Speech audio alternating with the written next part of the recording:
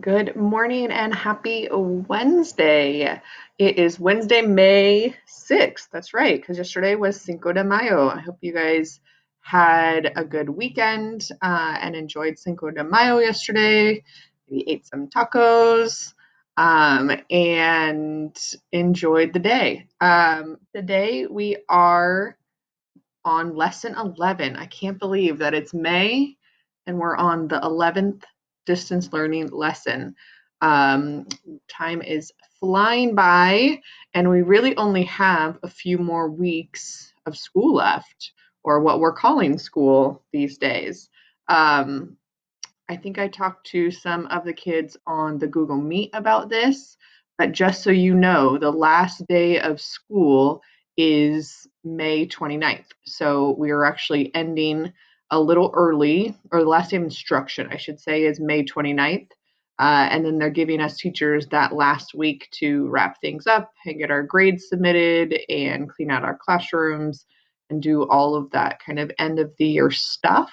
So after talking to Dee Maria yesterday, we decided we would go ahead and put a due date for all this distance learning stuff for that Sunday, the 30th. So Sunday, May 30th, 11:59 p.m.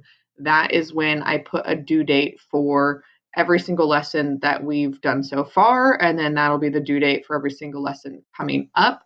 I just think that it's important to have a little bit of a due date so you guys know when you're expected to have it done. And that way it also pops up on your calendar so you can see them on that right hand side of your Schoology page and click on them that way as well. But again, if you are going to need more time, if there's some sort of extenuating circumstances of why you're unable to get this work done, please reach out to me and we can make a plan together. I know that this time is really difficult. And if you don't have access to a computer, or maybe you're working, or maybe you're helping with your siblings, it can be challenging to get all your work done. So we understand, but we need to know. You have to tell us, you have to ask for help, you have to reach out. So if that is you, make sure that you are reaching out and we will make a plan together. Otherwise, if you are just working for that grade bump, then everything needs to be done by Sunday, May 30th at 11:59 p.m. Um, so that being said, we are on to lesson 11, which is bacteria. So we're diving back in. We looked at 6 different um, infectious agents. The first 3 were kind of more common that you may have heard of: bacteria, virus, and what was the other one on lesson 9? I'm drawing a blank. I just looked at lesson 10, which had the ones that were a little bit more interesting, which were the prion, which is actually a protein, a protozoa, which we saw before in malaria. It's a little small animal, and then helminth, which is a worm. Fungus, that's what it is, from lesson 9. So bacteria, virus, fungus, and then lesson 10 was your prion, your protozoa, and your helminth. So any of those are infectious agents that can cause a whole host of different diseases, but we are going to specifically take a little deeper dive into bacteria and look at a prokaryotic cell. So the first thing you're going to do is you're going to watch this little YouTube video. So it's linked here, and it is how to draw a E. coli, actually, which is a bacteria. You should have seen that in your disease cards in lesson number 9. And it's going to walk you through how to draw and label each of the parts of the bacteria, kind of simplified down. You can either draw it on a piece of paper and then take a picture of it and stick it right here, or if you want to go insert, drawing, new, you can draw it here using these tools or however else you want to get it done. But just get a picture and submit it right there. And then for explain, we're doing structure function. So the structures that you labeled, give a brief description of the function and use your own words. I am trying my hardest to grade all of these hyperdocs and try and stay on top of them, but it is super frustrating when I have to go through and add additional comments and highlight things um, and remind you of things that are in the directions. I get it if you are having questions or you don't understand something, that is fine. That's what I'm here for.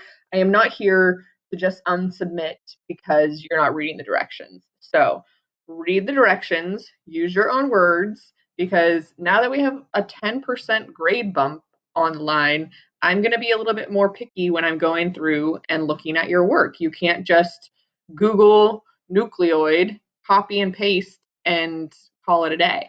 So I am going to keep unsubmitting those who are copying and pasting from the internet, or I'm starting to see a little bit of copying on each other.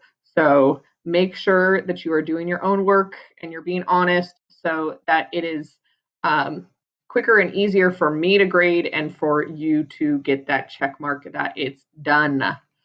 So structure function there, use your own words.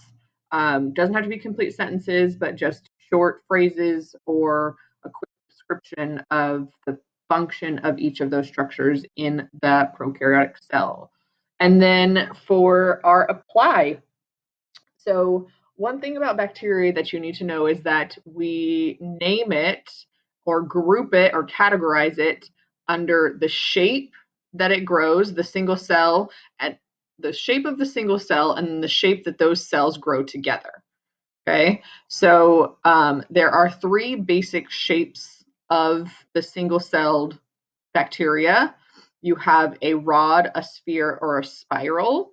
And then depending on how they grow, we give it a different prefix. So if it grows in a chain, we call it strep. You've probably heard of that before, right? Strep throat. And then if it grows in a cluster, we call it staph. You've probably heard of that before too, a staph infection. So we do this mix and match with the prefix and the shape of the bacteria to categorize it. So you are going to scroll through these pictures, and there's one of each. So you're going to decide, okay, is it a practice? Is it a rod? We call that bacillus. Is it a sphere? That's coccyx. Or is it a spiral? And that's sporillus. And then you're going to figure out, how is it growing? Is it growing in a cluster or a chain? So strep throat, let me move myself out of the way.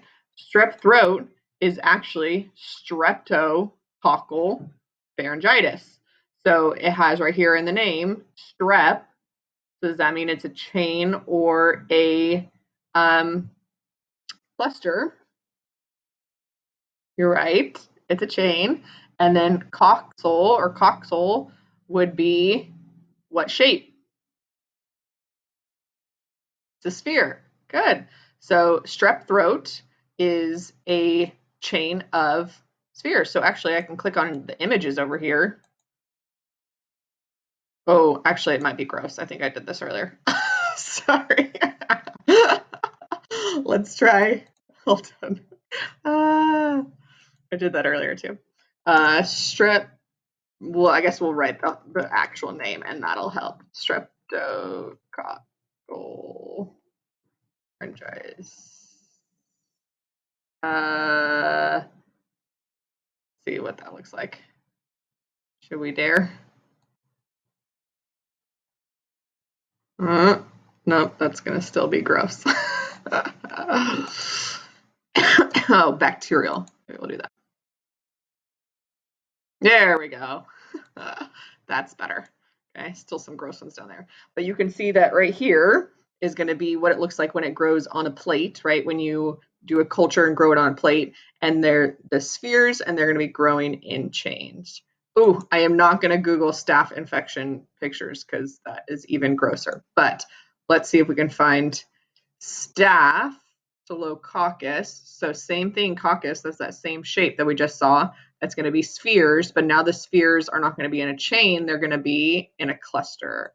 So let's see if we can go Staphylococcus bacteria. All right, cross your fingers. There we go. You do not want to see the pictures of staph infections. But here they are, circles again, and now they're growing in little clusters and not in a chain.